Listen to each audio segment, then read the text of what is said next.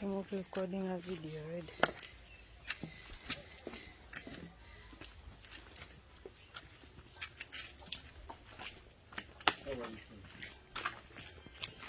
Who was deployed before? Huh? Sorry? You can ask spokesman. Who is your commander?